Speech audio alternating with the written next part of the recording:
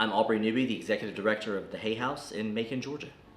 So Hay House was built between 1855 and 1859.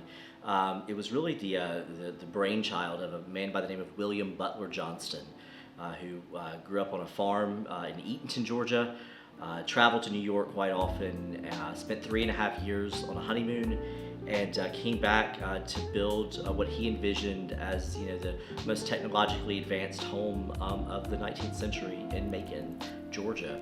At the time of its completion, the house had 3 indoor bathrooms, hot and cold running water, gas lighting, a central heating and cooling system in the home, and so it was a technological marvel for the period. The house is a National Historic Landmark, one of only 2 in the entire city of Macon.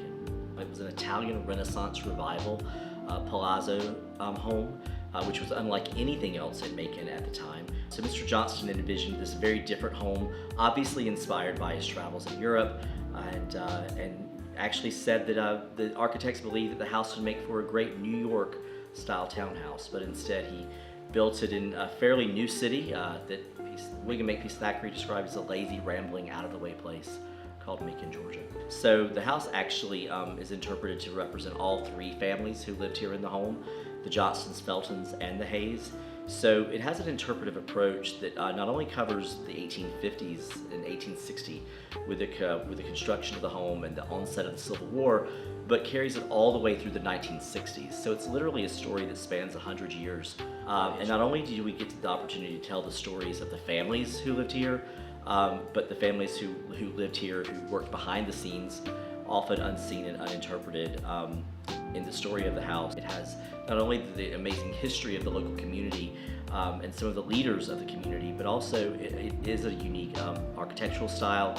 It's a great example of technological advances of the period, and has some of the finest decorative finishes of anywhere in the country still found here in the house. And it's not just one surface, it's almost every surface of the home that has a decorative finish. So a really wonderful opportunity to see a unique home and have a wonderful tour experience here in Macon. Most of the projects that we do are about conservation, are about preserving the finishes as they existed originally, and so it's always going to be our first and foremost plan to conserve and preserve what is there fully intact. Without a doubt, the most memorable thing for me and the most amazing experience.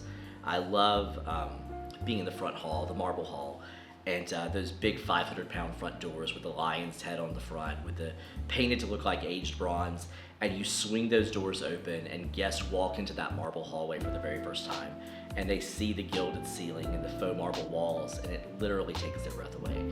And I've walked through that door 1,000 times, and it never gets old, and it's always still as exciting as it was the very first time I saw it.